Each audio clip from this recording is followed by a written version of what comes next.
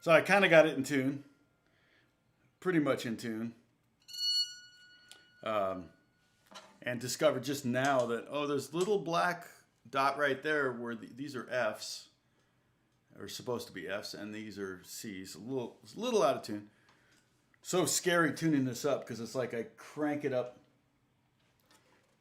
up, just the littlest bit. I'm afraid these strings are so tight. I'm afraid it's going to totally break. But the cool thing is, it's like, you just you play right by the peg, and it just lines up right here. F, G, A, B, C, D, E, F, G.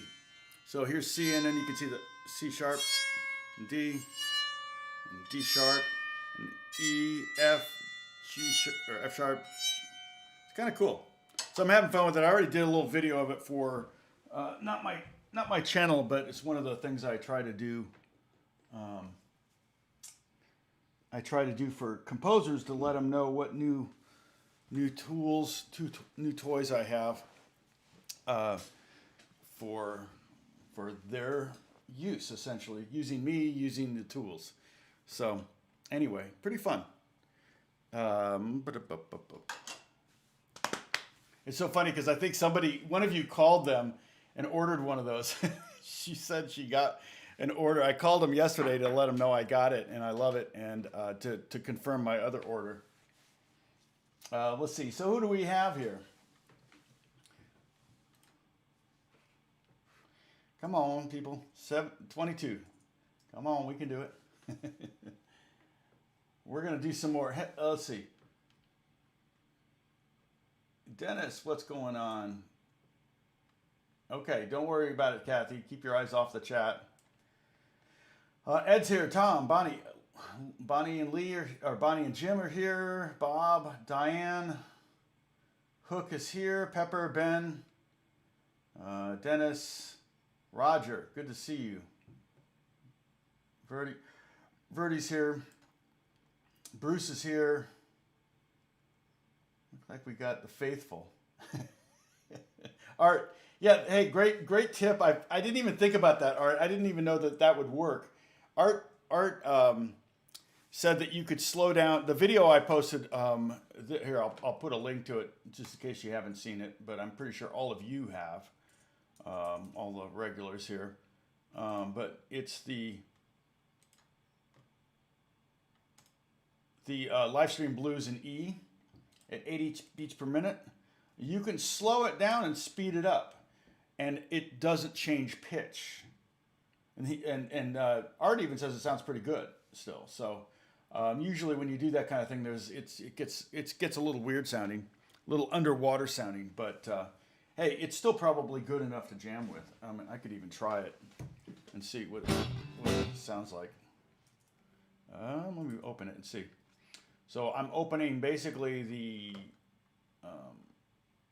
let's see, view on YouTube. Here we go. I'll probably get an ad, which is a good thing. Yep. Why is it so hard for hardworking people to find a pair of reliable and durable shoes? I like that it's a shoe ad and not a guitar teacher ad. Okay, so I got a thumbs down on it. Come on. All right, whatever. Who thumbs down it? So there's that. And then I go to settings, playback speed normal.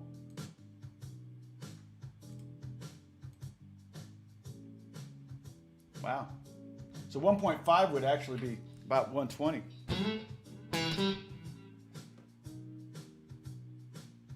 I could have made it a little louder, huh?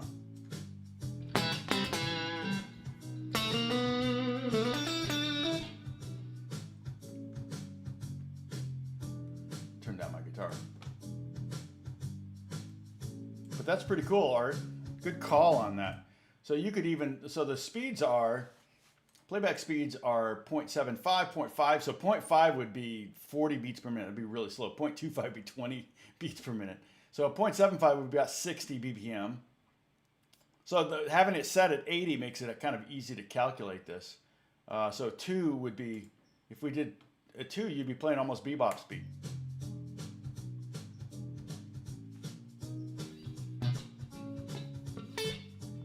rockabilly.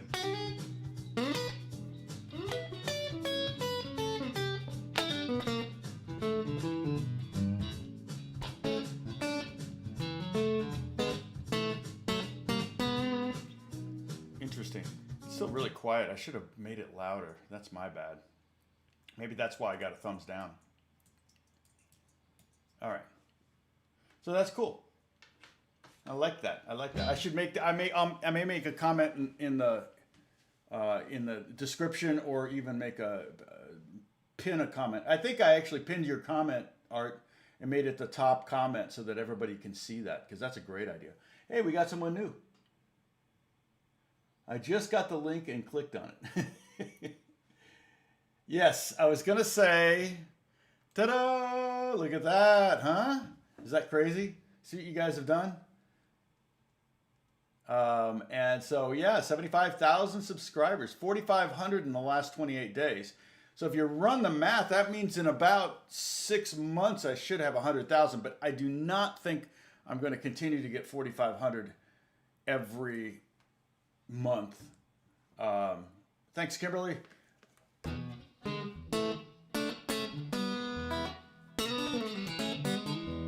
Oh, you're on the last page. Okay, so this has to be, according to Kimberly, this has to be the last lesson. So we're done after today. I'm just kidding. You can always go back and watch all the old ones. If you, I'm not sure. I don't even want to. AK. Well, we have an AK, don't we? Have an AK already? 80. No. See, I don't know how I'm going to say your name there. 80 Yi or whatever. So I just got my eyes checked today. I was busy this morning. I didn't do. There was something I wanted to create, and I probably have it somewhere. I know I have it on my laptop somewhere. Shoot, but I'm not going to do that now. But I was hoping to show you the next pentatonic scale.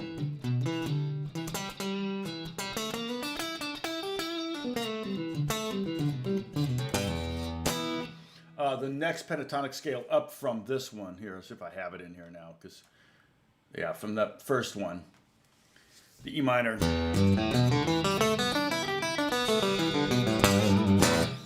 So not necessarily a bad thing if I don't have the diagram up there. Okay, ultimately I will, but it's not a bad thing, because what you will probably learn it better if I don't have it in front of you. You have to memorize it. And it's a shape we did. It's the one that fits over the E form. When we went through all the shapes in the very first lessons, we did the cage method. When we got to the E form of the D chord, which was this shape, the E chord that we all know and love, moved all the way up to the 10th fret. The shape, the pentatonic shape we did there, is the one that's right here, right above. Because what we're playing here with this E minor shape, that's the G form. That's based on the G form. But again, remember, we're playing, so the relative minor to G is E minor, and we're playing E blues, but what we're playing is E minor pentatonic on top of the E blues to give it that blues sound. It's that juxtaposition, or that conflict between the major and the minor that you're pointing out, that you're really highlighting. And then when we go into when we did using a different pick here. When we go into the Mixolydian, then we have the major in there, so we get rid of that kind of conflict and make it much more of a almost a happy blues, or a country blues, or jazzy blues, or whatever. But we kind of get away from that.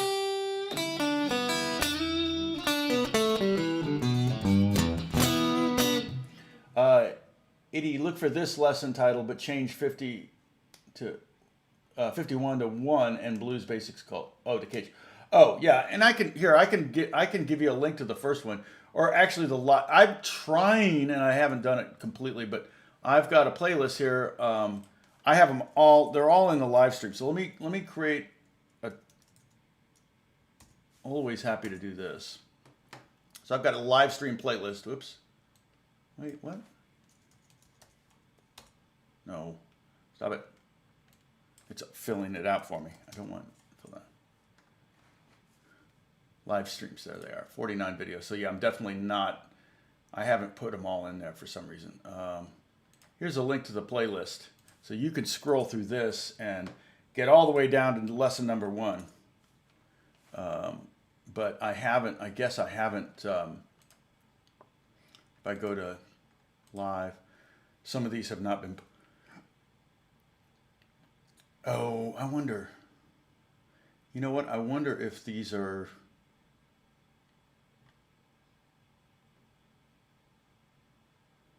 I wonder if they actually, let me see if it's the, oh, I should go to the last one. Oh yeah, see the playlist, it's not, okay. Basic live stream. Okay, so I'm updating these right now as we talk. This is like watching an episode of CSI. I'm on my computer, right? I'm Google searching some suspected murderer. Let's see. So I did that one. What about this one? So basically what I'm doing is I'm putting this video into 2 playlists, the basics and live streams. So all of these videos should be in there, and I'll go and make sure that later I'll go and check them all and make sure they're all in there. But I'm just doing the most recent ones now. I don't know if I can change the one today, but that doesn't really matter. So, because once it's posted, I'll put it up there. So it's cool. And then, you know, I think a lot of times you can see, a lot of times I'm responding to comments on the live chat. And, oops, boom and boom. So yeah, that can get you started. Yeah, great TV. Remember to hit the like button or the dislike if you're not digging the TV right now. Kimberly, yeah, don't worry, it's not the last lesson. Well, I mean, not up to me. So without being able to upload an image that I created in advance, I'm going to show you the pentatonic scale that's above that top one there that you see on the left or on the right, the E minor pentatonic.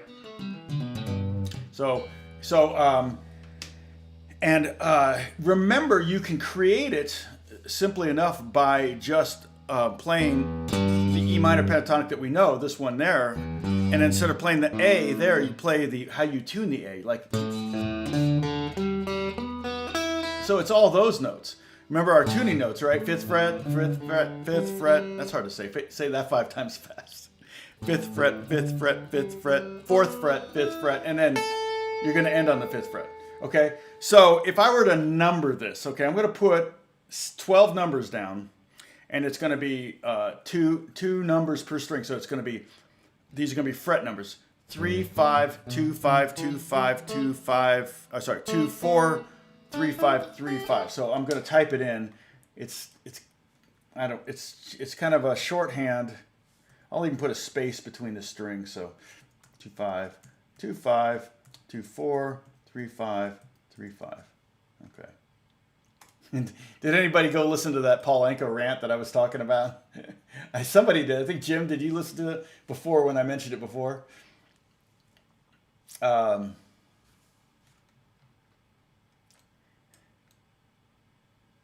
Yeah, and it's like when I get to that 100,000, yeah, you saw. Thank you for the congratulations.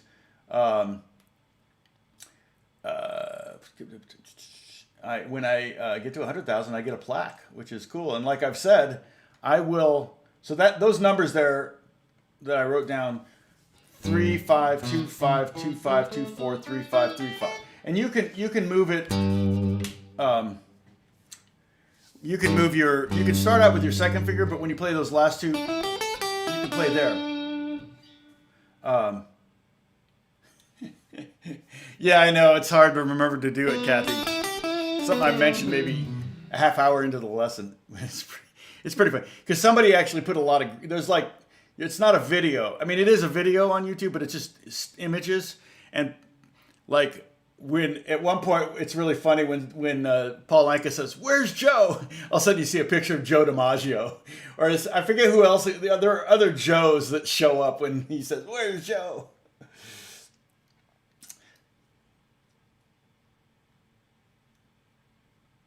Yep, and we caged. Oh, and also circle of fifths too, a little bit, Bruce. But that was one lesson. Okay, now the most important part of this scale really is this part right here. So put your second finger on the 4th fret of the 3rd string, and that note's a B note.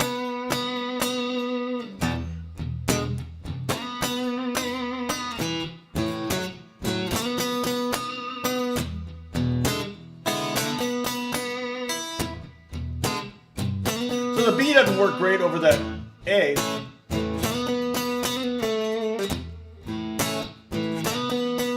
But it's going to work great over the B, of course. Here comes the B.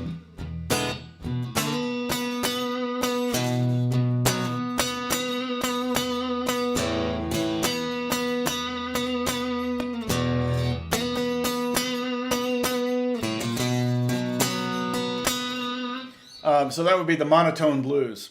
So the B, so if you get your second finger on that B note, one thing it's nice because, second finger is good for vibrato. And you notice how I'm deadening, with my first finger, I'm deadening all the strings. I get that rake sound. Let me turn the guitar back up.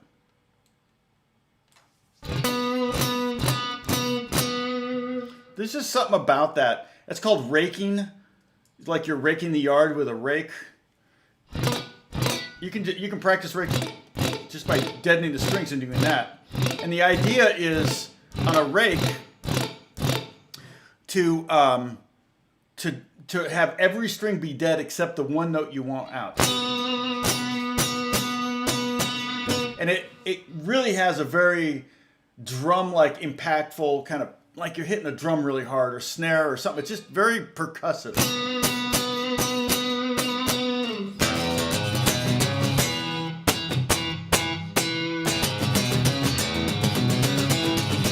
Now, I wouldn't necessarily call that a rake as much as a, I don't know, there's another word for it and I can't think of it. A rake would be almost more slow, like you're intentionally trying to hear it. You're like, in slow motion, it would be like this. Okay. You slow me down in the video. Actually, it's so funny. My sons have a band, and or my son Alex is in a band. And one time he went over to his friend's house where they were rehearsing, and he gets there, and his friend is sitting there watching my videos. Right? He's watching my YouTube videos because he's like got his guitar out. But he's got him set at 50%, so I'm talking real slow. And Alex was just standing there watching him. And it was like this weird, surreal moment. But yeah, a rake is a great percussive tool, and it's another way to make one note sing. Make one note, like I can play, I've got a video idea that I'm working on.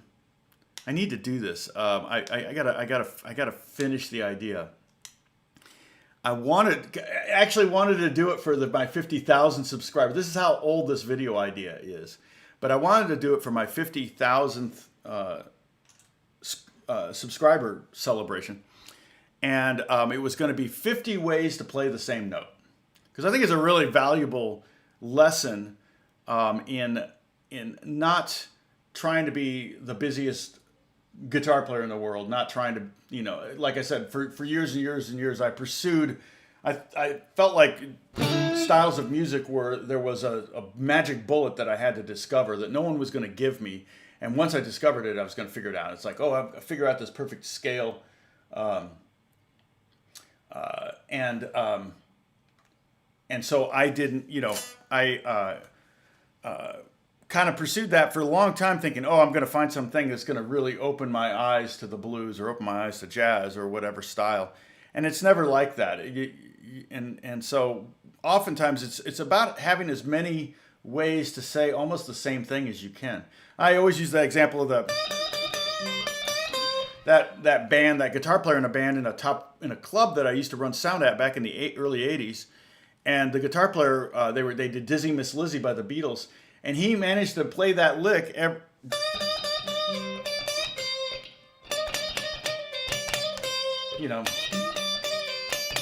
he changed it every single time. He's like, you have to do that lick, I don't know, 50 times in the song, and he never did it the same way twice. And I was like, dang, that's cool. And so I'm going to do a video on how to play, the same note 50 different ways. And right now I'm stuck at 47. I've got all these ways to do it. What did I say? Did I say something? Sip. Tom is stuck at way 47. So I'll get to 50. I may have to cheat a little bit and have people go, no, that doesn't count. Actually, there is one way that I hadn't thought of, which is you could go down like... I should add that one in to it as well. Now I got a tune. Who was it? Oh, David. Is David here today? I don't see David on there. He was laughing that I was playing the blues and I was tuning at the same time. And that is another trick. That's kind of like a pro tip. What I was doing with the blues was I was playing the track. I was playing along with the track. And then I would just hit notes that I know are going to work. See, that's flat.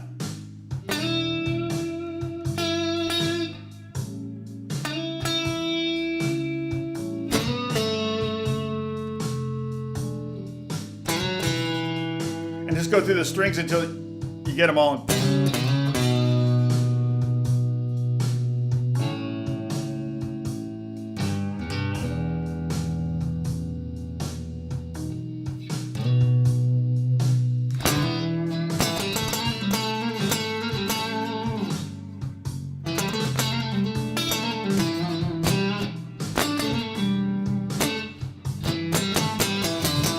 Yeah, and that raking of a string is like a punch in the face, especially when you're, I mean, there's nothing more fun than playing with a really loud amp in a band and just like having an amp. It's kind of scary. And AJ! Oh, a failed trip to the store. Was it just because it was so crowded they wouldn't let you in? That's the worst. Have my cat play it. There you go.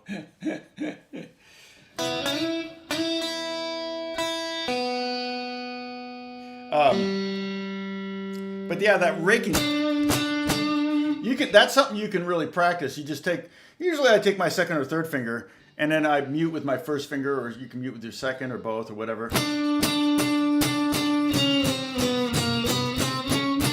And it's just a great way to get a punchy sound out of a note. You couldn't necessarily do it for like whole scales, but you kind of want,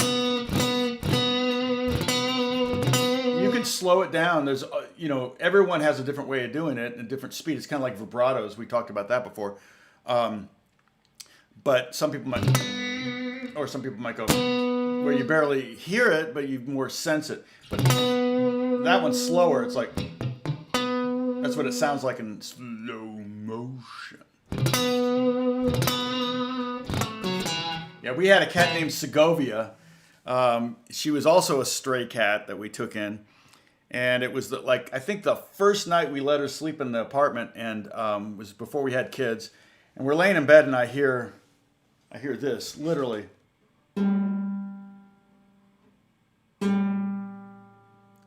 And I wake up and I'm like, someone's playing my guitar in our apartment, in our living room.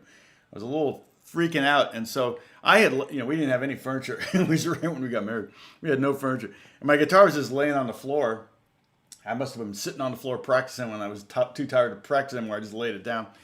And and the cat was like grabbing the string and pulling it. And the same string every time. So she had 6 to choose from, but she just liked that G string. So she was pulling on that G string. No jokes. Come on, guys. Keep it clean. And so from that point on, her name was Segovia. So lead guitar is what we're kind of talking about with this whole blues thing. I mean, I want you to be able to play the blues. In fact, let's play the progression a couple times through. I'm going to go ahead and start it, and we're going to be at 80 BPM.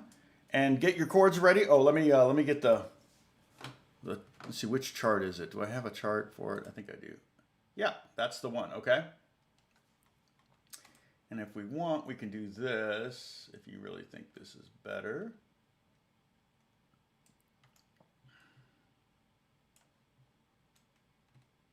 Nothing over here, though. Kind of weird.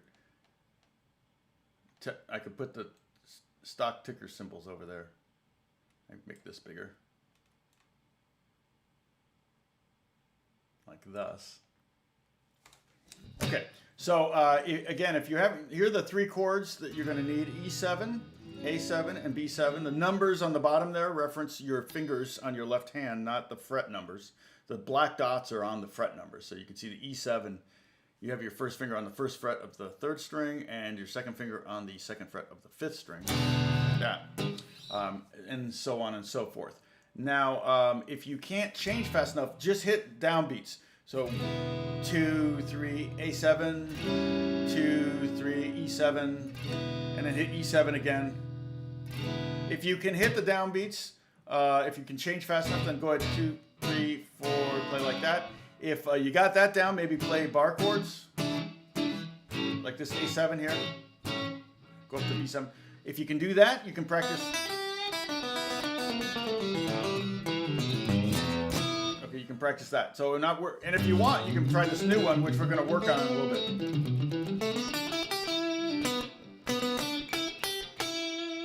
We're going to learn that lick today. That's a very big Stevie Ray Vaughan lick. All right, so here's the track to E4.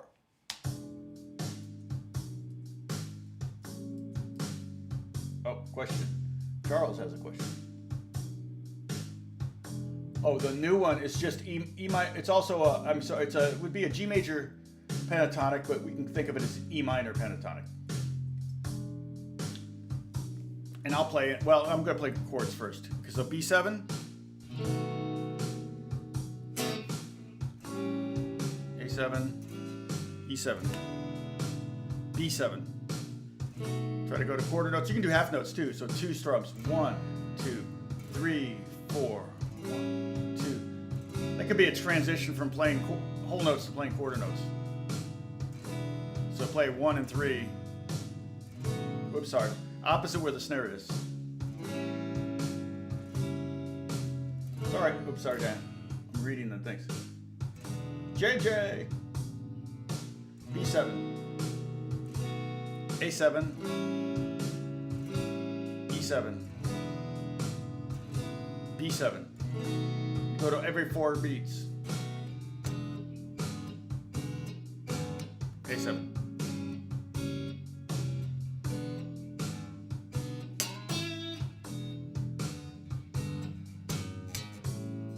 A7. E7 for now. 2, 3. B7. A7. E7 for B7. Now.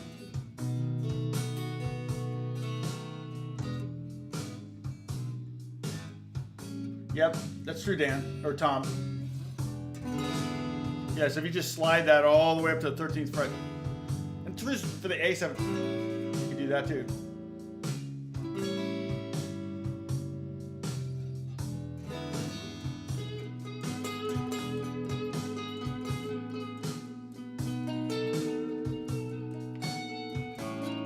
Oops.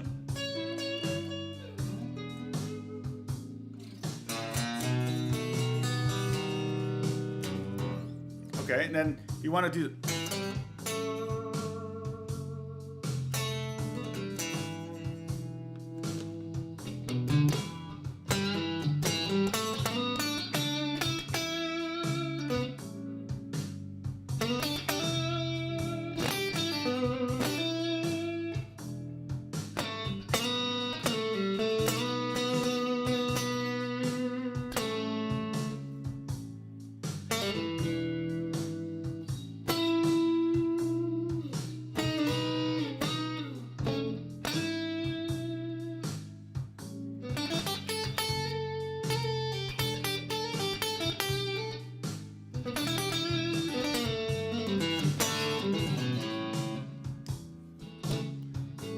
think we've done about 6 so far.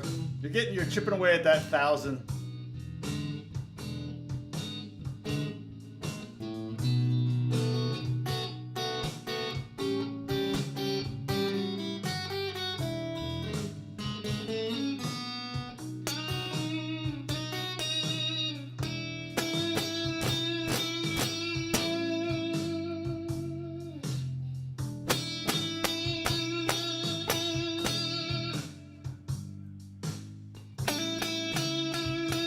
See, that's one of the roots in this new scale. That's E.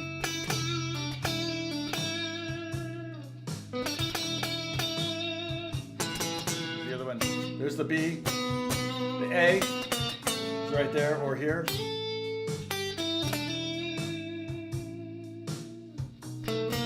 All right, so let's go over that new scale. Let's just work on that a little bit because I want to show you one lick on it that's a very Stevie Ray Vaughan lick. He did a lot.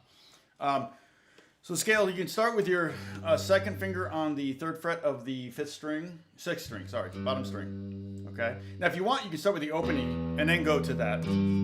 Okay. So in that case, you would have 3 notes or 3 notes on the bottom string, but that way you can make it sound like it's part of an E minor scale, like this.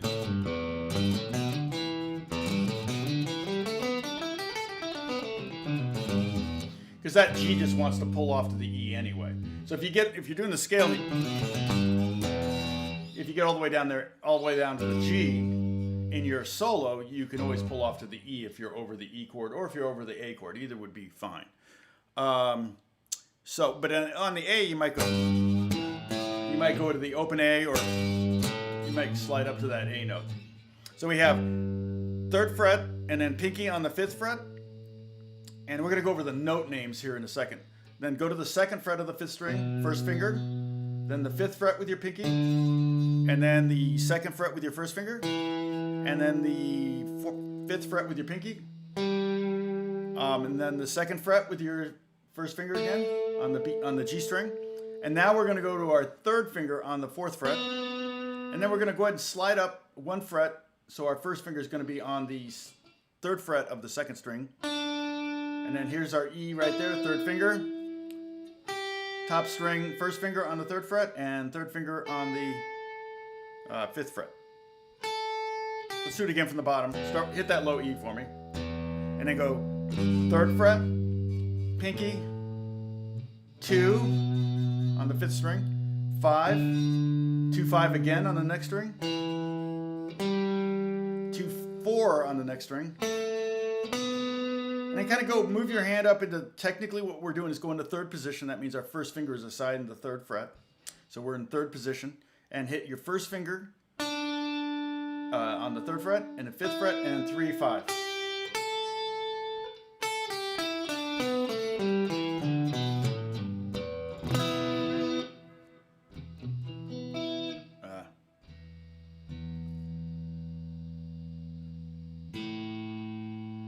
All right. So let's do it descending. Ooh, that's it. All right. So descending, we can again start with our 3rd finger. We're technically in 3rd position. 5th fret, 3rd fret, 5th fret, 3rd fret. Okay. Let me do that again, Peter. Okay. From the bottom. Open E, then on the 3rd fret, 2nd finger. Okay, that's a G note. Then we're going to go to A. Then we're going to go to the 2nd fret on the 5th string. Then the 5th fret on the 5th string. 2nd fret on the 4th string. 5th fret on the 4th string. 2nd fret on the 3rd string.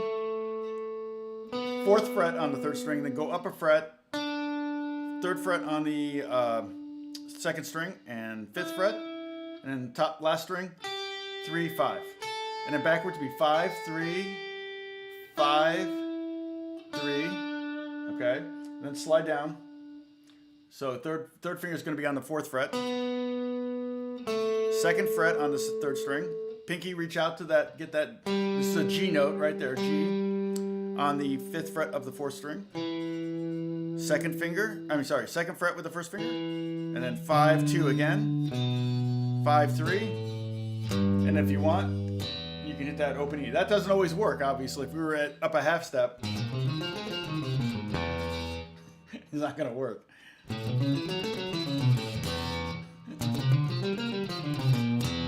Yeah, not gonna work. It only works really in this key.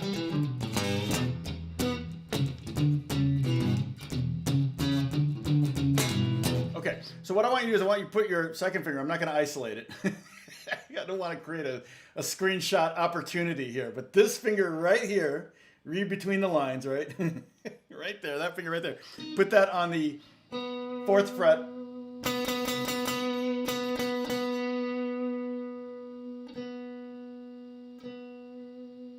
Okay, 4th fret on the 3rd string. And hit that twice, go. Okay? And then the next note you're going to do is here, the 3rd fret of the 2nd string. Right now it sounds like da da da da da da da da da da da.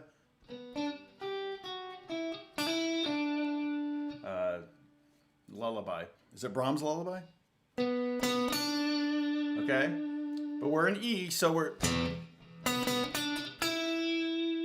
going to want that note right there. So we're going to go 4th fret twice, and then third fret on the 2nd string, and then 5th fret on the 2nd string. So far we have 4 notes. The first note's twice. Okay, and maybe try to make that this note, the D note. Okay, so far it's B, B, D, E. Try to make the D short, like that. All right. And then we're going to go to the first string, 3rd fret, right there, and get that G note, and we're going to go back to the E. And the E is on the 5th fret of the 2nd string.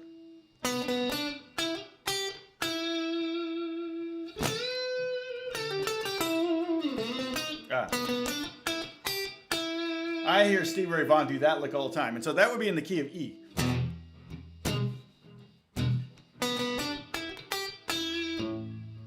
And then, of course, that E note works good over the A chord. Okay, so if we were in the key of G,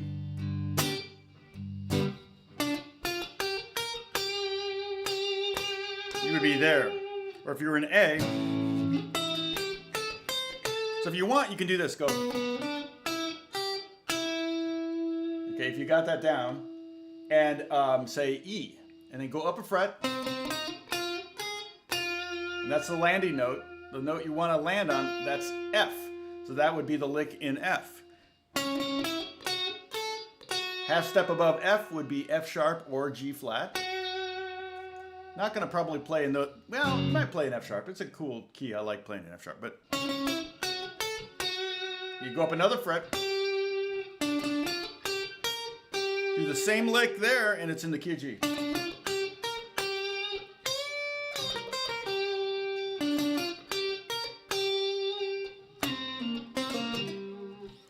We go up another fret, and we're in G sharp or A flat. Okay, go up another fret, we're in E in A. Very common key.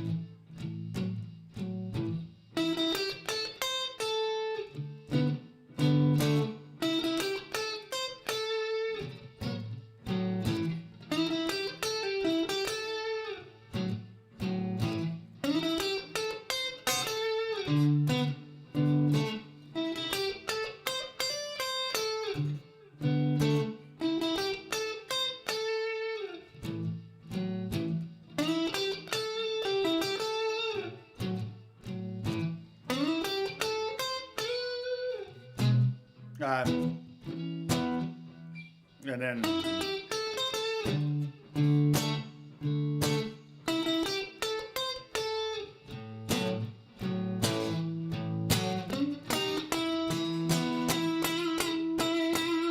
that first note in the lick, the one we hit twice here, that's the root of the 5 chord. So you can always go, when you get to the B, in this case in the key of E, So let me do that. Let me do the jam.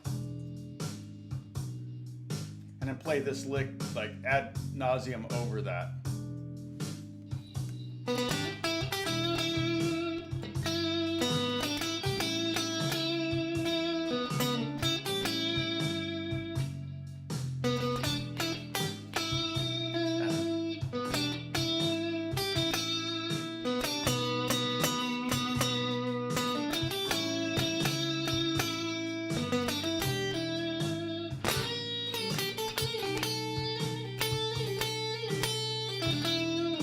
You get the idea. So a good lick can be, I mean, you don't obviously don't want to milk it too much. It gets a little annoying. And the timing on it is also kind of like, you can change that. So it's like 1, 2, 3. You know, where you start a lick and where you end a lick can definitely change the way a lick feels. And I'll tell that to guitar players if I'm, you know, I've got a player. A lot of times, guitar players will start their licks right on the downbeats, and you know, beginners, and the chord changes, and right when it changes, they start a new lick on the downbeat, and really, it's you know, and that. So what basically what you have is you have this. I think I have it written down somewhere. Hold on a second. Let me look for some of our old files. We've got so many of them. Hold on. I'm going to touch my face so everybody can take a sip. So, because I haven't been doing any sippable offenses. Let's see, what do we have? Gotta have something here. Not that. Got so much stuff here. Well, this is all tax stuff, not this. All right. Maybe, did I write it on this? I can write it again. Oh, no, that was stuff I wanted. It's the harder chord changing thing. No, this is not. Huh. Weird. Oh, I've got more written out over here again, I think. Yeah, here we go. So what I'm looking for is just the blues progression written out somewhere. If not, I can write it out again. It's not a big deal. We've done so much. We've just done so much, and the reason I can use it like I have it here, but that's actually not what I want to. Hey, yay! What else do I have? Okay, that, and then we had this. So if I go here. But actually, I want to point out something. So I want to show, you know, with my hands. Let's see. Well, that's so funny. We talked about Korean. I taught you how to read Korean. All right. So I'm just going to write it out. It's not a big deal. So that blues progression right there on the bottom of this page is what I'm writing out again. So it's basically just E7, then A7, then E7 for 2 bars, and then A7. And as Jim pointed out, that I on my graphic for the live stream blues, on the B7 chord, I had too many strums. The first B7 chord, I was like, dang it.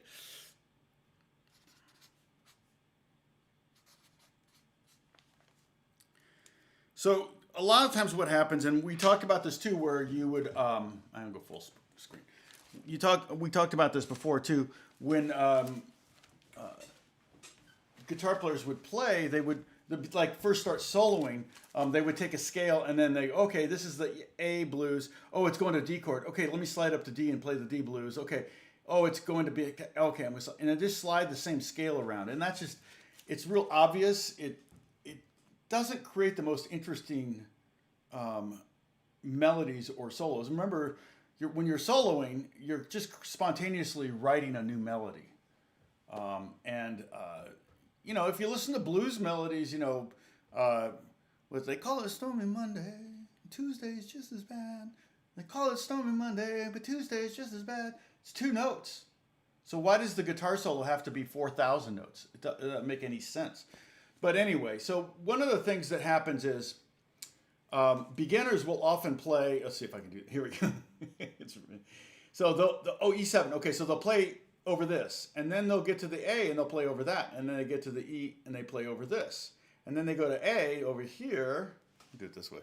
It's much better. And they play like A licks here, and then they stop playing A licks, and because the chord changes to E, right? And then they play E licks there. B7, I better play a B lick. Oh, A7, A lick, E7. No, and that's what beginners do. Beginners, like, they're trying to find, again, they're trying to hunt for that magic bullet. They find a lick, and that lick I sure did, ba-da-dun-dun-dun-dun, right? That we just learned. That one actually, you could do it right here, ba-da-dun-dun-dun-dun, right on the 1 if you wanted. But actually, it's one that sounds better if you start it before. 2, 3, ba-da-bum-bum-bum-bum. So you land on 1. So really, what you're doing is what the pros tend to do, which is to play through the bars. It's kind of the difference between when I learned how to read in grade school. Phonics was passé. So, and I went to a very, very progressive school in Washington, D.C., and they were like, oh, we're going to group the kids in groups of 4 and tables and chairs, and we're going to have a massive classroom. So we're all in the one, we had 4 classes of 3rd graders. It was insanity. And then they did sight reading, which was just memorizing words. And because, phonics is passé. And so what happened was I would read a word and a word and a word and word. And so I didn't excel at that. And ultimately, I still read that way for the most part. And it just almost immediately makes me sleepy because I'm just like, pop, pop, pop, one word, instead of reading through. When I read music, I read through the phrases. When I look at a chart, I see through the phrases. I'm not reading chord, chord, chord, chord, chord. I'm actually reading this one, but looking at this one over here as I'm playing this one, and then I'm moving to the next one.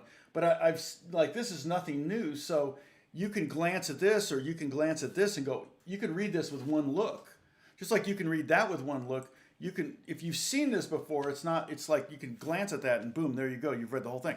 And so the good soloists it's like they're playing guitar in phonics. They're reading through the phrases. And so that's what you want to do. You want to find things that connect these chords, not a lick and then a new lick and then another lick, if that makes sense, right? Yeah, phonics is, it's what it is. I taught my kids how to read before they were 5 using this amazing book. And they were reading at a second grade or 3rd degree reading level before they even got to kindergarten. But that was this great book called, How to Teach Your Kid to Read in 100 Lessons. And it was phonics, 100% phonics. And the thing I liked about that book in particular, this has nothing to do with anything, but was that it was a script. So you just read the script and it said, okay, now say this. What sound does this make? And that kind of thing. And, oh, very good. Even all the positive reinforcements were all written in there and everything. It was kind of, idiot proof, which is the only kind of, thing I can do. So, what will I post on, what do you want me to post on Discord, Leo?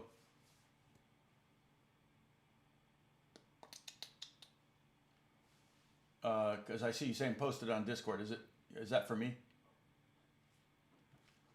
Yeah, no, I think you're right, Ben. I think that lick is actually part of Wanted Dead or Alive. I think you're right. I think it's in there too. It's a very, very common lick. And Stevie Ray Vaughan didn't invent it. He just used it a lot.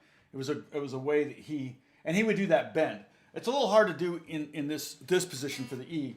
I mean, if you went up an octave, it would be, sorry. You'd start with your second finger on the 16th fret.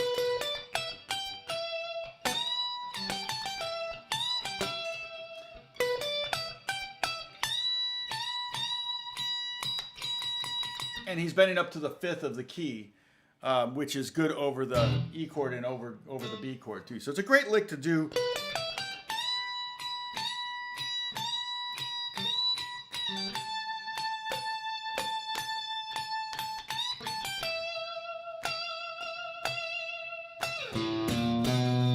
can hear the chord change right there. Dun, dun, dun. There's the A. There's the E.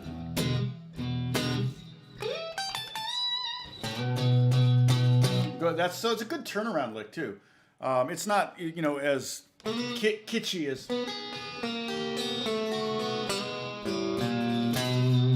It's not as kitschy as that one, so I'm not sure, Leo, what you're asking if I'm going to what I'm going to post on. Oh, Dennis is taking off. Okay, bye, Dennis. Yeah, I had to do some household stuff this morning. I got a repair I got to deal with later. After we're done, I'm gonna go run to the hardware store. So, but my years of managing an apartment building is gonna finally pay off. But as far as posting this up, this is already up. Should be something like this should already be up in Discord. That's just this, Leo. If that's what you're wondering. Oops, not that. Sorry. You guys think I'm being smug now. I was like, hey. So anyway, what's new, guys?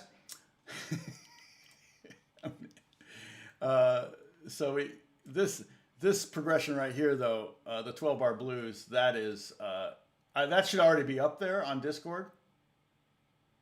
And then there's a simpler version we did before, but it's not as stereotypical. And that's the one. Remember, I told you it was like really hard to. Okay, I'm itching my nose. We can all take a drink. So where's Gary? Is Gary here? Potato's here. Hey, Potato. Shalom. Mazel tov.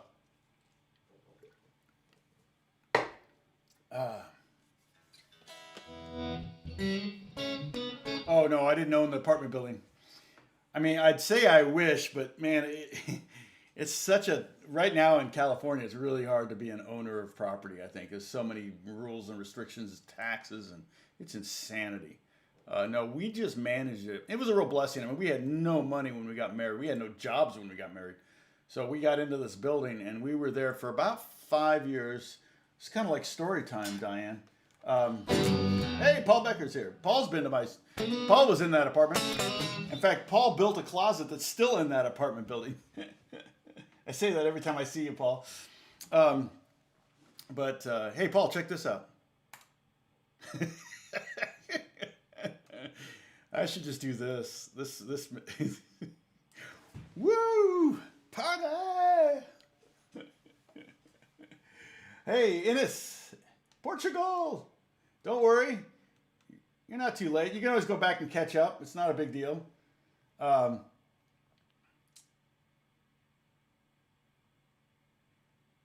Any people that became famous live nearby? Oh, so lots of people, I'm sure. It's Pasadena, which is basically Los Angeles. Stupid nose. You can take a sip again.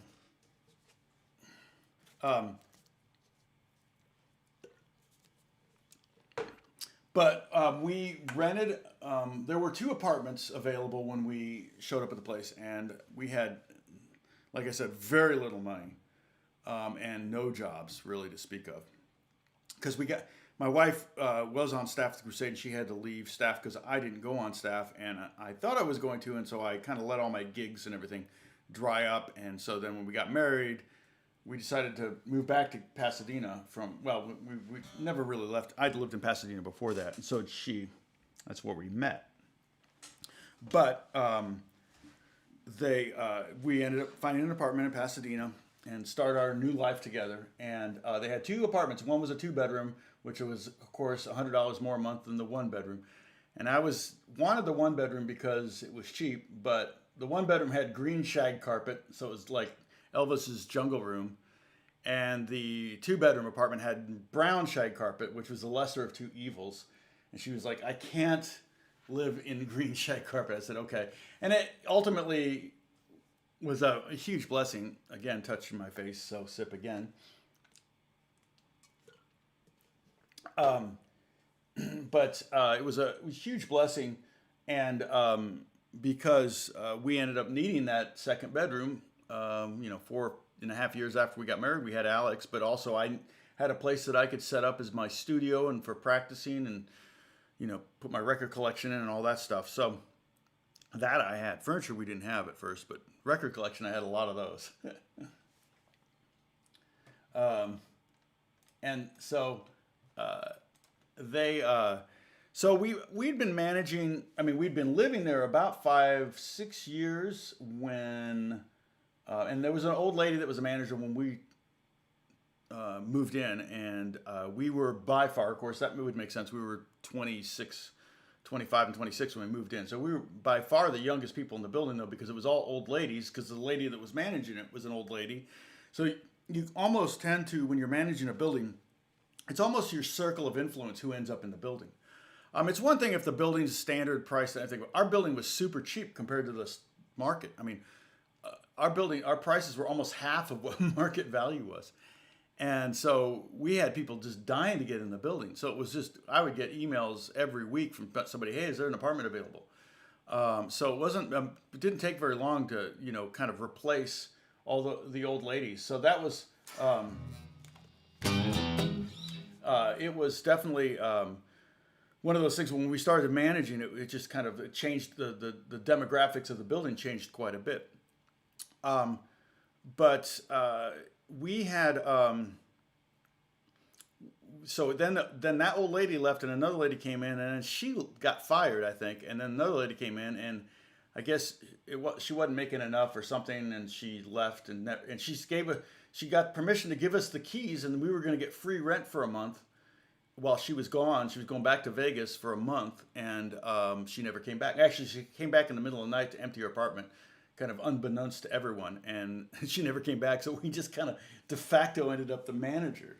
So we lived there for 25, 26 years after that, managing the building. So it was good because with repairs, they didn't make me do that stuff. All I had to do, was call a plumber or something. But if I could fix it, it got done faster, and I didn't have to wait around for a plumber. I didn't have to get, and I was saving the owner money. So that was kind of my reason for it. The biggest thing I ever did was switch out a faucet, and it was a kitchen faucet, and I don't think I'll ever do it again. That faucet is still there and still working fine, but boy, that was hard work. Get it laying on your back under a kitchen sink, and there's that special tool. I don't know if you know, any plumber guys would know this tool, and it kind of wraps around you somehow get it around the bolt, and you take it out, and then you put it on. It's like, holy cow, what a job that was. I mean, I was so sore the next day. And of course, a plumber can do it in 20 minutes. It took me probably 3 hours to do that one job. So let's see. Yeah, that lick. Oh, this lick here, Ben. Yeah, you can go. I mean, that would be the turnaround,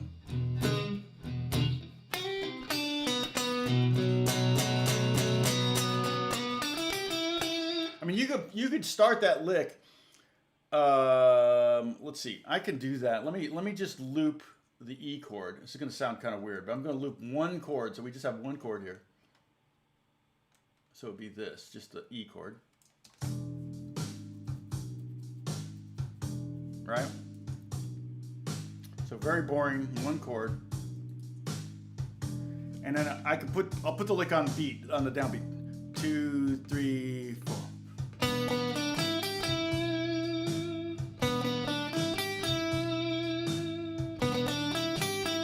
Right?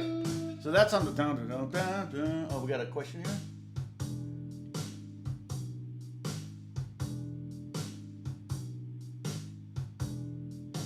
Okay, and then you could start on the and of 1. 3, 4, 1, bam. So it'd be like this.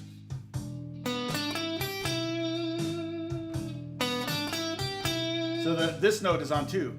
So and I'm not gonna do the double hit. I'm just gonna 1, 2, 3, 4.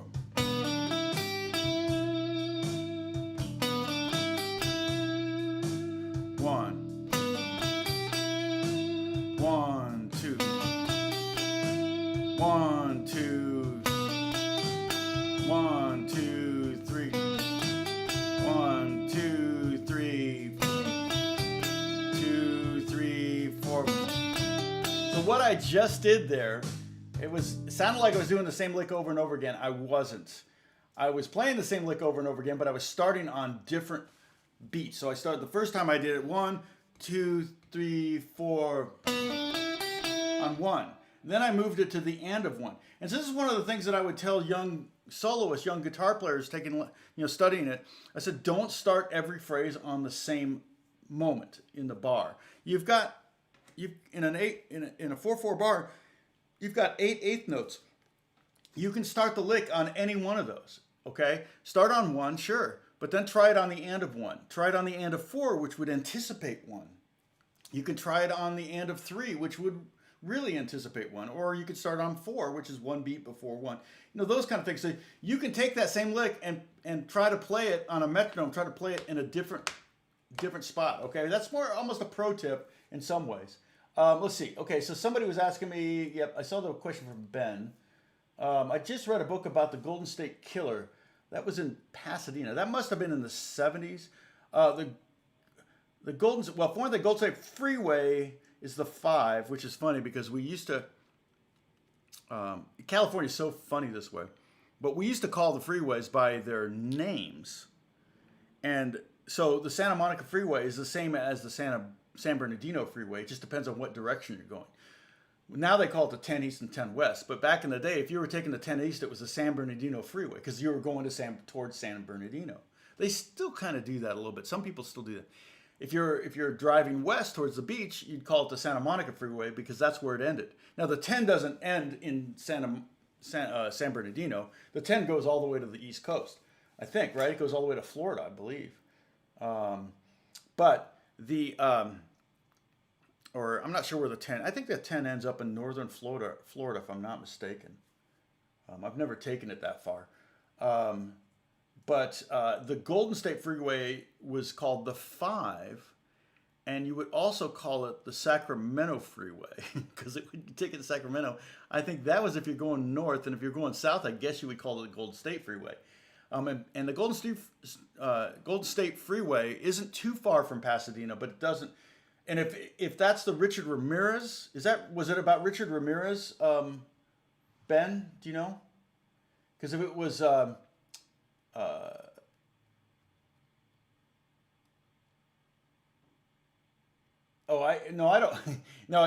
don't remember. So I don't remember if it was Richard Ramirez. I don't remember if that was before I got out here. It might have been just before, like early '80s. I moved here in '83, January, and he definitely, almost all of his murders were right by the freeway, so he could get on the freeway and get the heck out of Dodge. So is that the one? Is it Richard Ramirez? It was called the Night Stalk Killer. I think he was billed as the Night Stalk Killer. The Golden State Killer I'm not familiar with, so I don't. It's funny though. I remember going to. And I'm not switching guitars, but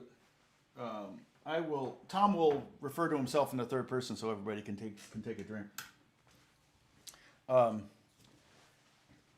see.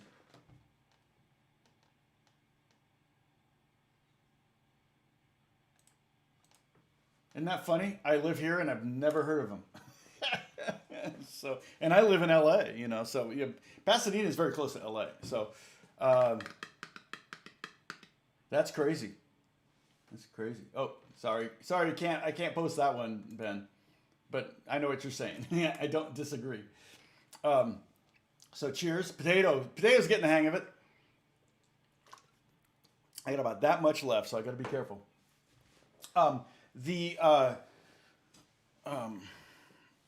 But it's funny because I remember going back to Indiana. Beth and I been married. I think we even had kids, and we were back visiting friends, and there was a guy there that was related to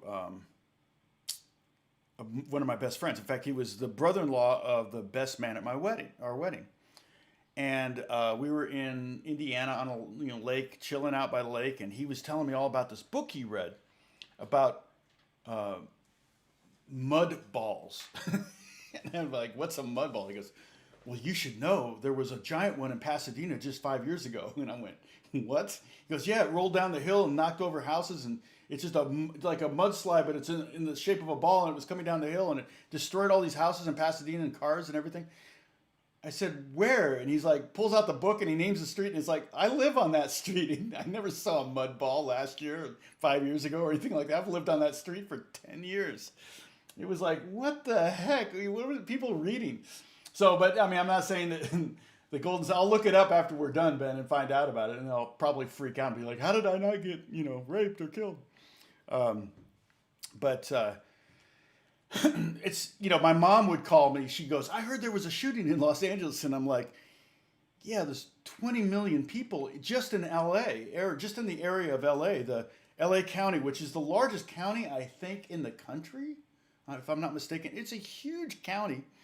And then, the adjacent counties, I think it's 20 million people in just that metro region. So he was an ex-cop. That's crazy. Oh, yeah. See, Hook's heard of him, too. One of my favorite bands. Sun Kill Moon. Oh, Sun Kill Moon's a great band. Richard Ramirez died of natural... Yeah, he didn't quite... Did he die of natural causes? He was executed, I believe. William Bonin was known as the freeway killer.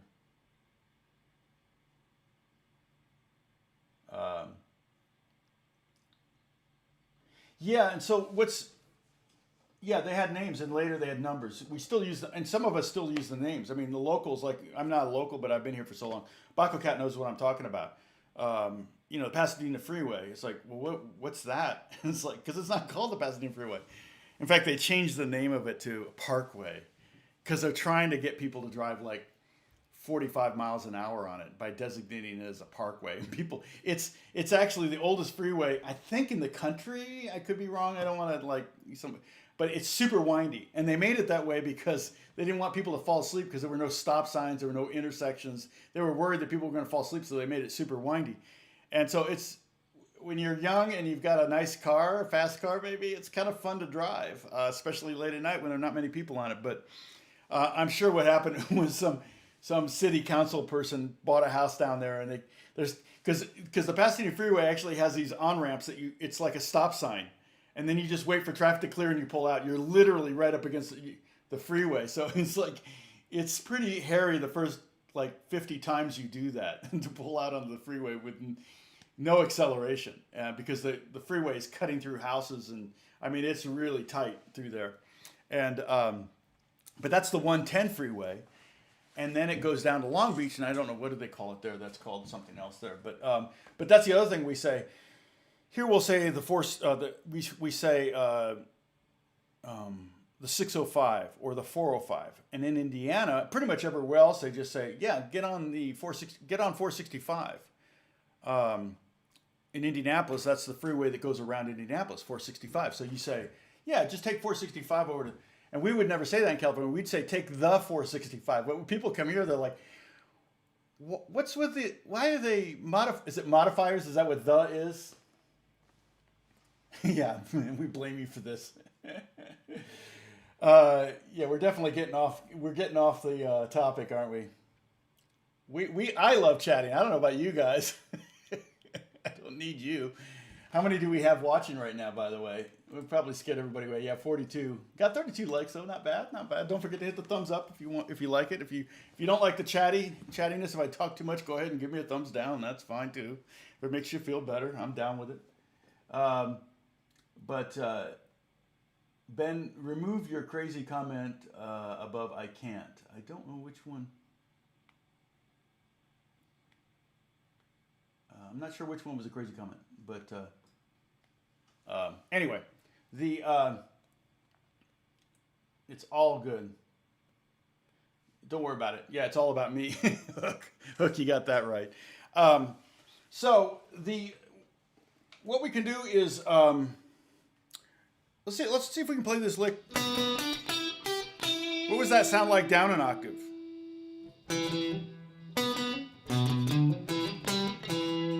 There it is right there. Cool, huh? Right? So hit that bottom. The bottom note there is the 2nd fret of the 5th string, and then go to the 5th fret of the 5th string, 2nd fret of the 4th string, 5th fret of the 4th string, and then back down.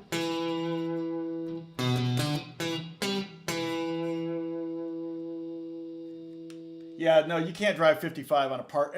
I seriously think that, you know, I'm sure some council member was mad because he had to wait for cars to pull out in front, so he just changed the speed limit and changed the designation. It's stupid. The power of politicians.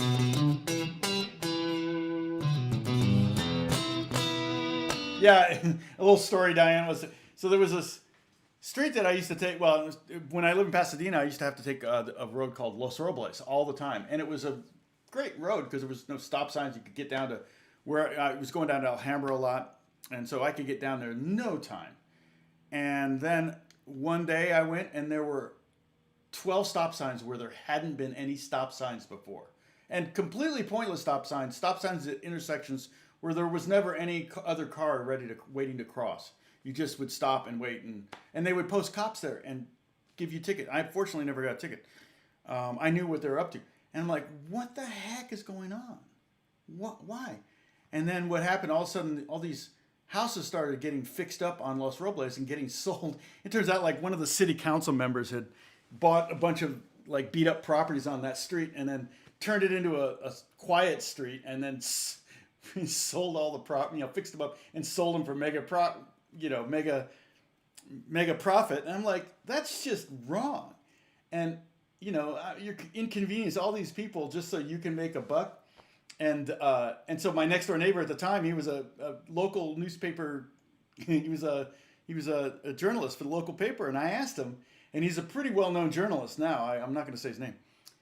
He lives in New York now. But I said, well, why don't you find out who this is? do a story about this, get it out there. Shame them or whatever. He goes, I would never do that. I go, why? He goes, well, I want them to be able to. I want them to return my calls. I want City Hall to return my call. If I go after one of them, they won't answer my calls. And I just went, oh, they're all in it together. I hate to be a conspiratorialist, but it's just like, really? Come on. Okay, so here. Okay, and then here. And you know what this tells me? This shape is also right here. In this old, was it this one? Yep. So the top 2 strings. We could even do it with this lick.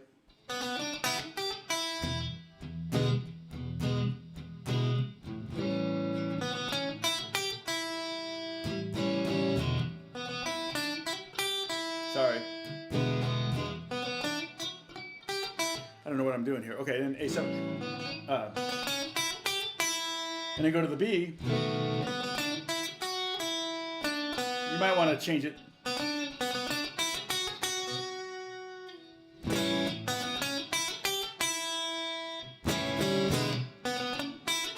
So all I was doing was changing the notes over here. So the first one is the E7 lick, and we make a little change to accommodate the A7, make this fit a little bit better over the A7, and then we go to the original one and change a different note, and we make this one kind of accommodates the B7 a little bit more than this one does. Okay, this is part of the scale. This is a modified version of the scale to fit A, and you take this scale, and like I did before with if I put these two together, you can see that there's only one note difference between the top one here and the bottom one, or top one in the middle one and top one in the bottom one. So, okay. So,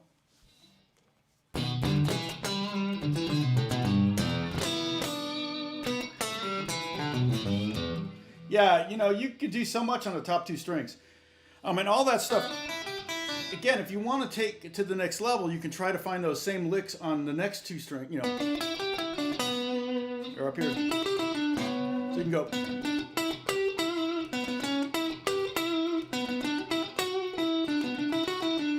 So all I'm doing is playing those 3 licks right here. Nope.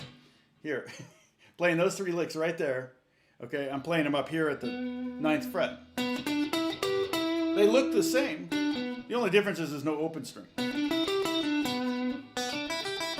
And notice the tone difference. Again, remember, this is one of the things I talk about is like the great thing about guitar is you've got so many different places you can play the exact same thing, so you can choose the tone that fits the moment or fits your style. This is really, that's really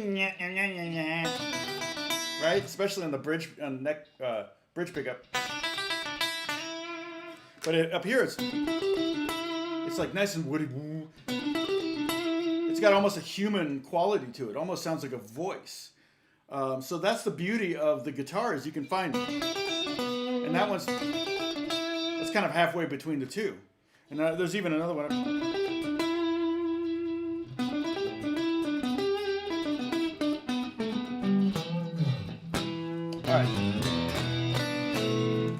All right, what do we have? Agreed, Tom. Or Ben. Oh, wait, no one's agreeing with me? What? Layla, exactly. It's basically, I'm playing Layla. That's the shape he uses to kind of play the main hook from Layla. Jim, you and Bonnie's, the closest highway is 13 miles away. Yeah. Well, when we lived in Pasadena, it was really convenient. I could get to pretty much anywhere in LA, without having to be on surface streets very much. Don't need you, Tom. 2020. Exactly. Let's see. Story time. Kind of went there, didn't I, Diane? A little bit. I know, right? Hey, Zerti. Zeter. Sorry, Zeter. Nice to see you. Welcome.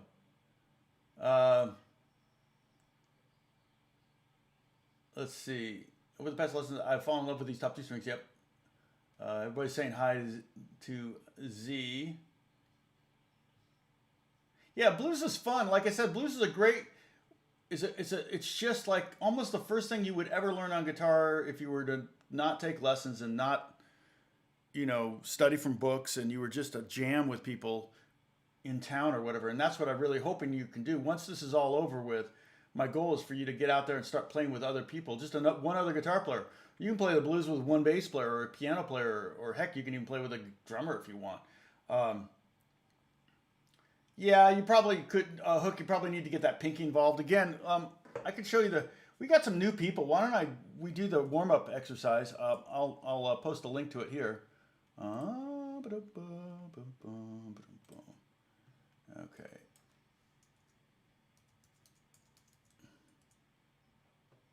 Where are we at? Yeah, here we go. So I got an exercise that I learned when I was studying classical guitar, and it's 2 left-handed exercises. Sorry, ad. Wow. A pretty popular video. It's got like almost 16,000 views. That's cool. Here it is. So there's 2 exercises. We're going to do it right now. Just to warm up. Hey, AB, how you doing? I miss you. We've missed you. Haven't seen you around in a while. Yeah, it totally sounds like Layla.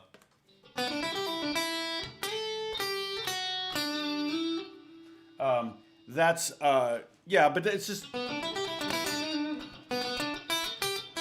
that's Stevie Ray Vaughan does that a lot. So it's 4 notes, kind of hard to copyright those.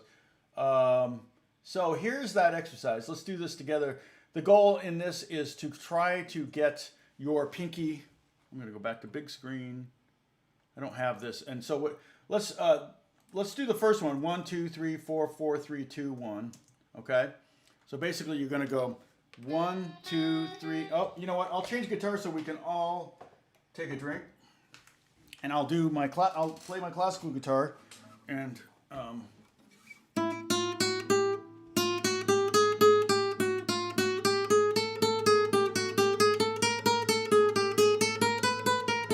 you can pluck it any way you want. I'm using index middle. And notice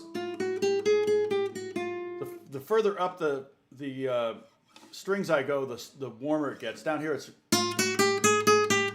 you want volume, you play down here because you have more resistance with the strings.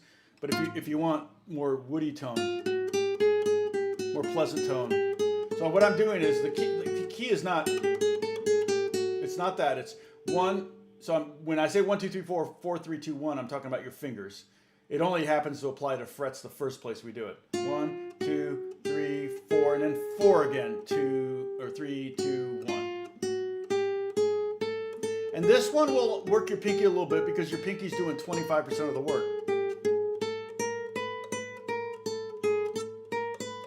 And you can start out with this one and kind of get all the way up the neck. And on a classical guitar, that means basically going to the 9th fret here. So your first finger stops at the 9th. Okay.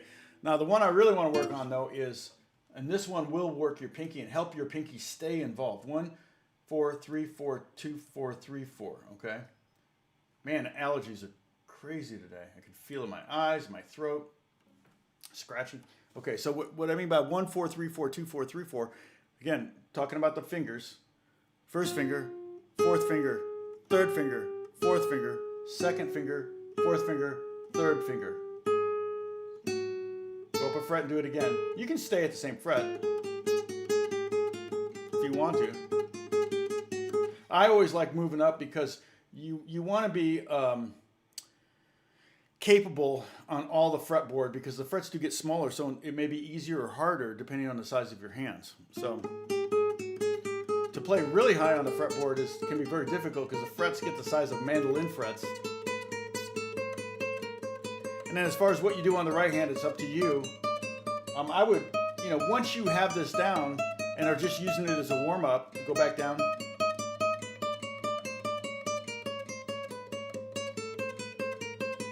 Yeah, this is not a tremolo though.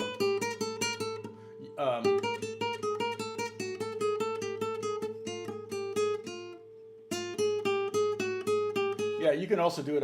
Yeah, you can do it on a ukulele. It doesn't matter at all.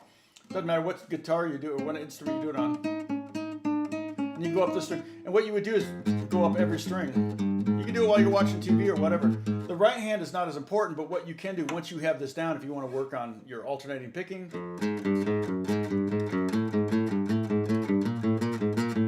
or you can work on multiple fingers, like you could do index, ring.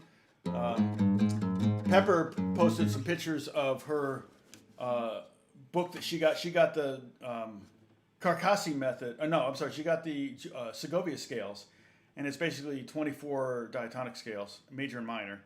And it says do it there's 7 different fingerings for it. It's pretty crazy. And just like I said, it was in the book. She put a picture up there. It was like, yep. And I remember having to do that. And with classical guitar, that you can do, there's multiple variations. And when it's index, middle, index, middle, index, middle, index, middle, or middle, index, middle, index, middle, and so on. You can go index, ring, index, ring, index, ring, index, ring, or ring, index, ring, index, ring, index, ring, index. You go middle ring, middle ring, middle ring, middle ring, or ring, middle ring, middle ring. Or you can go index, middle, ring, middle, index, middle, ring, middle. And that would help you, that particular pattern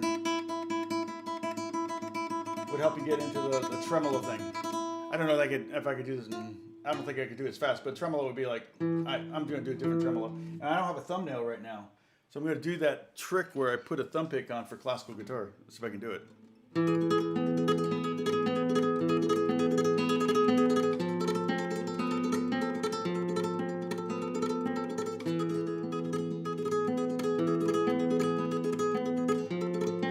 Okay, I'm looking for that question. Question from Bavar. Where are you? Eason, where did that go? It's up. Oh.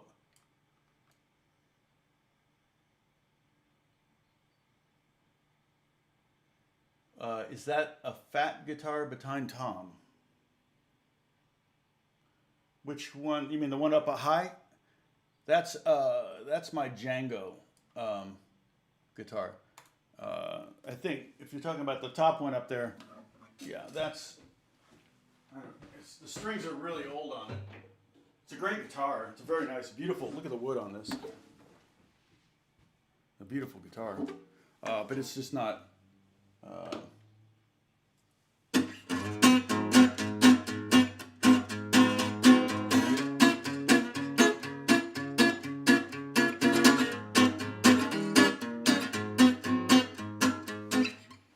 It's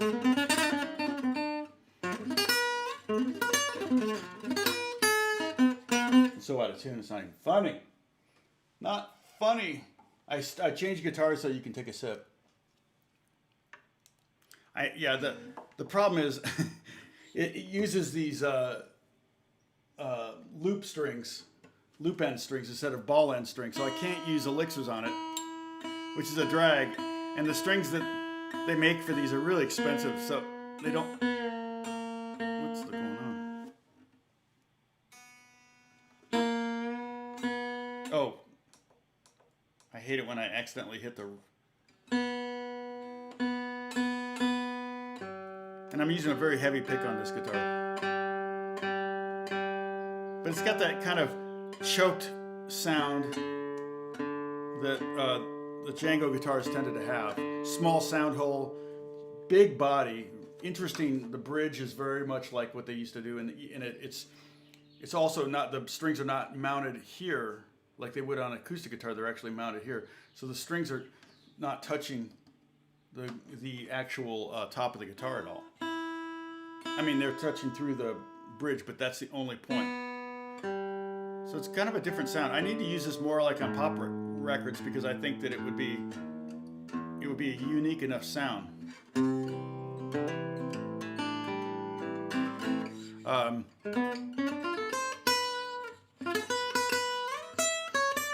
I hate to do too much on this because the strings are kind of rusty. I don't want to give myself a disease, you know.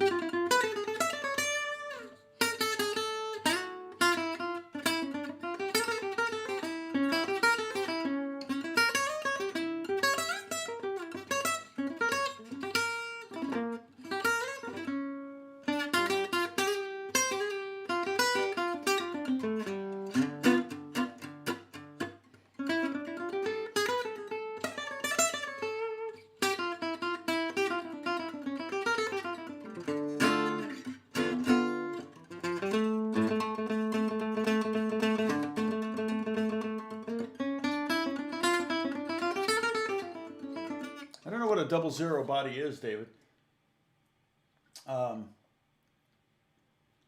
Sounds like yodeling. Yeah, I use a thumb. Ben, I use a thumb pick when I have, like, for country stuff, you know.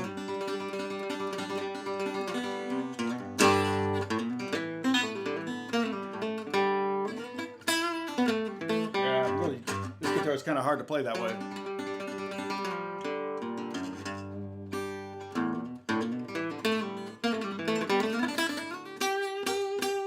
The strings are so rusty. Oh my gosh, I gotta change them. But I'm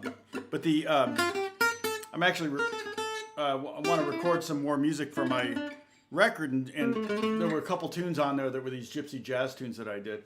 I'm gonna see if I can get the other light going so we can get more light on this thing so you can see it better. It seems so dark in here. Weird.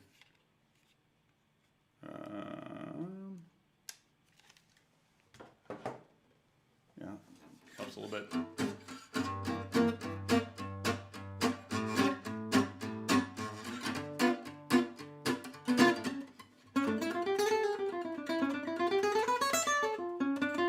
I don't know, Roger. You may not hear. I don't know if I got any stories in.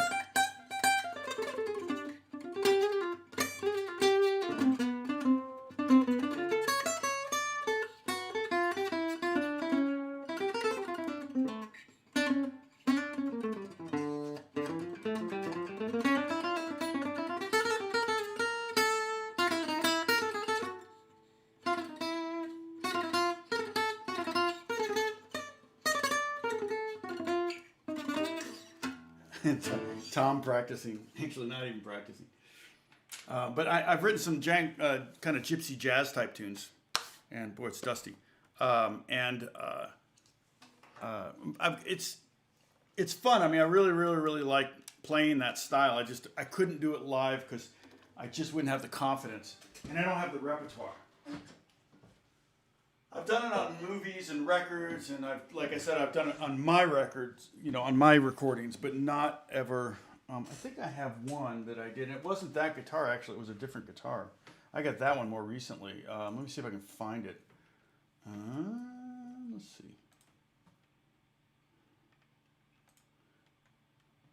Tom Shopping. I don't know what I called it. No.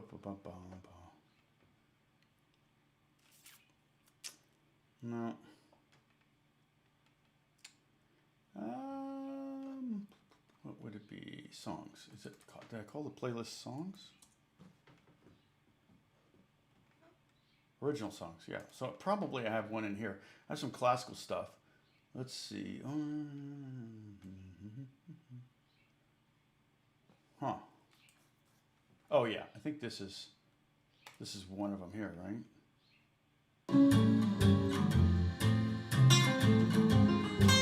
Yeah, so I mean, you can check this out. It's got all of how many views? 174 views.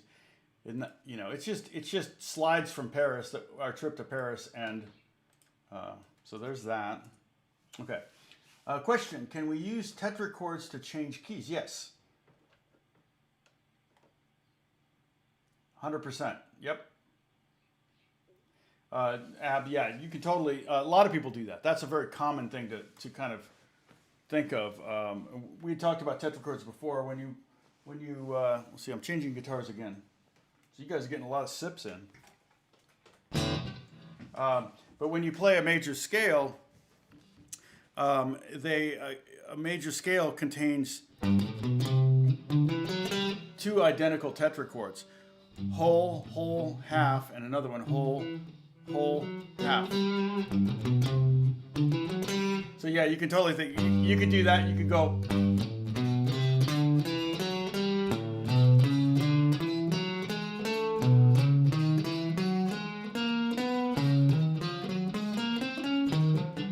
Right.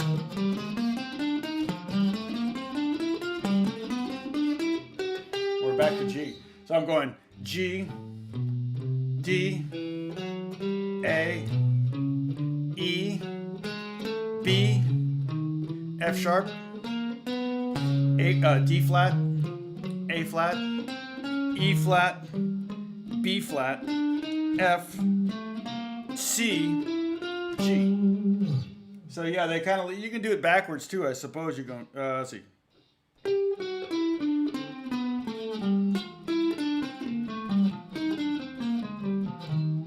Or, you could do it in order too,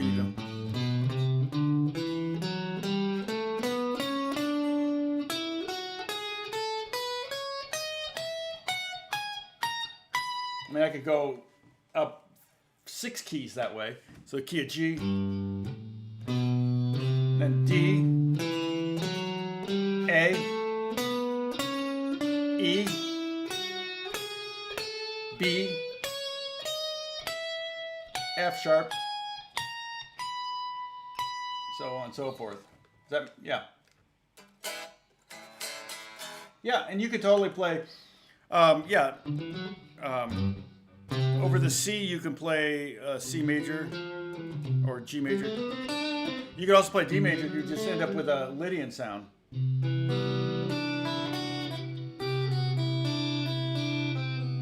But that would be where it would end going up. You could go down to the key of F, and you would have a B flat, so that would be kind of a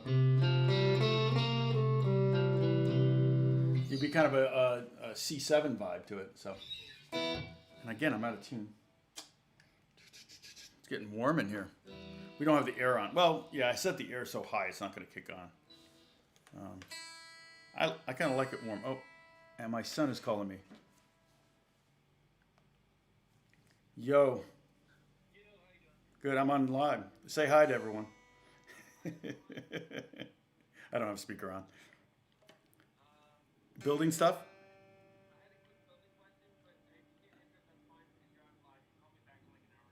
Oh, less than an hour. I'm gonna sign off here in a minute. This is great. Makes for great TV, though. I always tell them it's like an episode of CSI. I'm googling something. Oh, he is a murderer. We have to go after him. Because well, as soon as I saw your name, I thought, oh, it's probably building related. I was hoping Pee Wee was going to call, actually, because I really wanted to have Pee Wee on this live stream. That would be amazing. Okay, I'll call you back in just a few minutes. Okay, all right, bye-bye.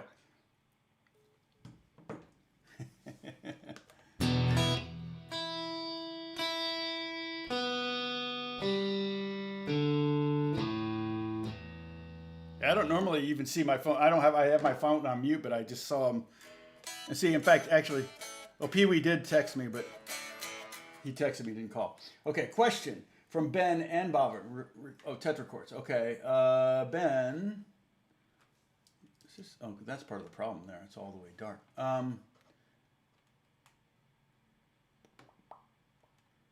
Okay, sorry, I got to go back here a little bit. So I think I got Ab's question.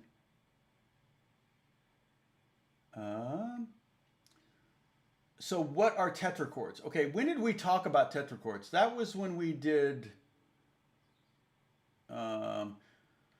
So tetrachords are just the first four notes of a major scale. Actually, it's the first four notes and the last four notes of a major scale. It's called a tetrachord. It's a high-end music theory term that nobody ever talks about.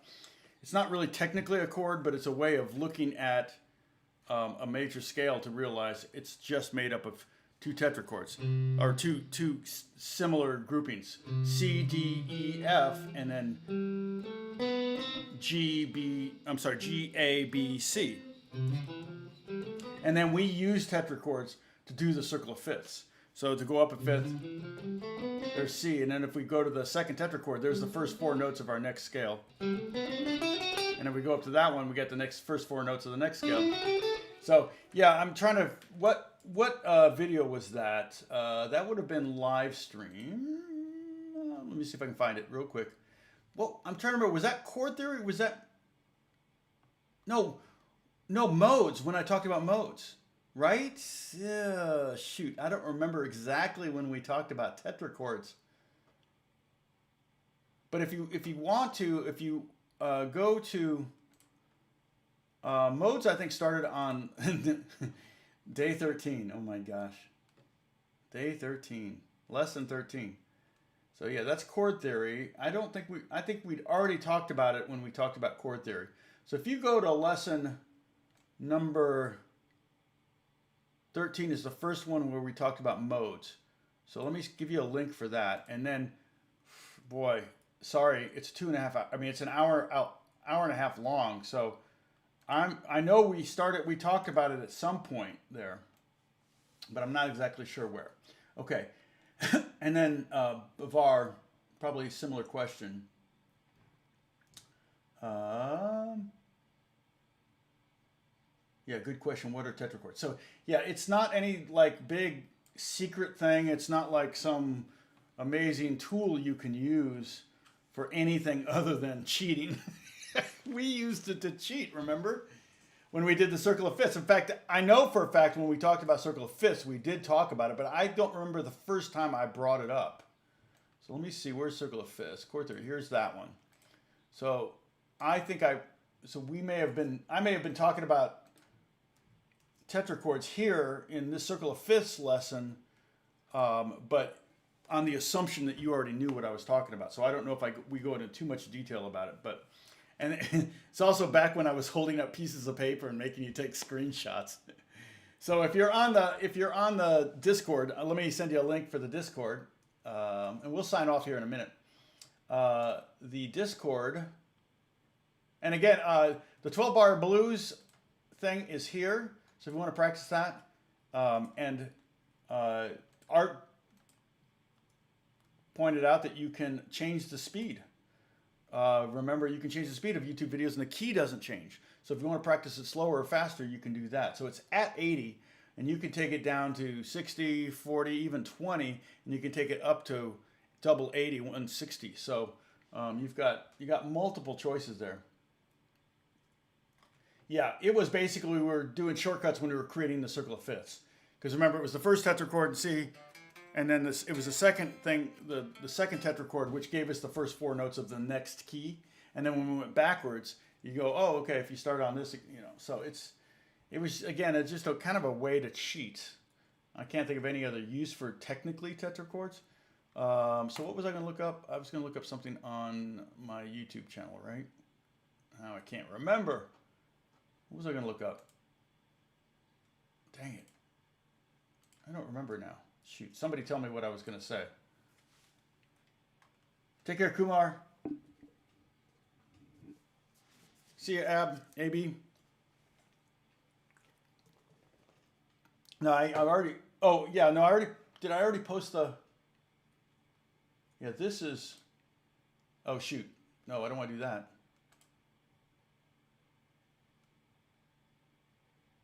Dang it. Okay, I'm still going. Good. It opened up a new thing. No worries, David. Good to see you.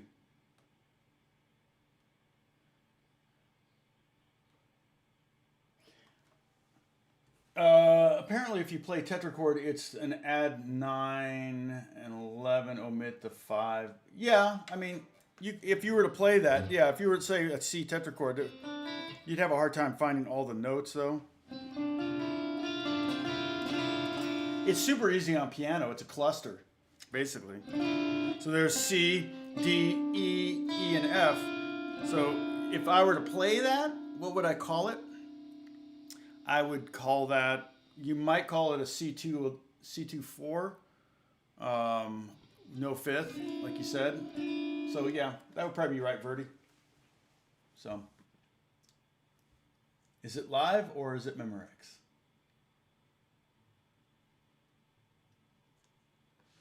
Oh, the Discord, that's right, thank you so much. That, I knew there was something up. Okay, so I haven't, let me do that, where's the link? Where are you, Discord link? There you are. Boy, it's crazy that you can look at something 5 times and not see it. All right, so here's the link to the Discord if you have not joined. The discussion continues there. I upload pretty much all of I upload all of the diagrams and stuff like that, all the paperwork we've done so far, the strumming, finger picking patterns. So tomorrow I'll try to remember to do the shape so that you have so you have an image for that, for the next shape. But I think we may move on.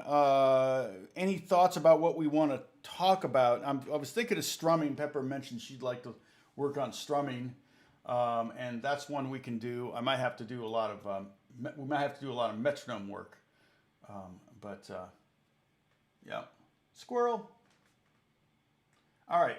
So I will talk to you guys soon, and we will probably do one more lesson on blues at least. I may keep going. I could do other keys, but I think strumming is something that everybody needs to work with, especially if you're an acoustic guitar player. I could maybe try to do like one acoustic strum and one electric strum. Backing track background notes. Let's see. Okay, so strumming seems to be a popular thing. I mean, it's hard. I'm like, I do have unlimited stuff I believe I can talk about. However, some of it gets up. Like I was thinking about doing at one point drop 2 lessons, but I just feel like I just don't think you guys would have a lot of use for that. I want to give you something that's useful, and strumming is definitely useful. The reason I did the blues thing was because I really wanted you to have a tool by which you could force yourself to play with others, which will force you to get better fast if you're getting together on a regular basis with other guitar players or other musicians or drummers. That's a drummer joke. So let's see. So pedestrian. Yes. We'll start a new notebook. Okay. All right. All right, Kimberly. Glad to hear that. Let's see. Jazz strumming. Maybe. Drop 2 after, maybe. I don't know. We'll see how long we go. A moderator has something to say about, well, Kathy said strumming. Yeah, for sure. Was there another moderated comment? Oh, Tom, you'll have to remove men's crazy comment above. I can't. Oh, how far back was that? Oh, you know why you can't? Because I approved it.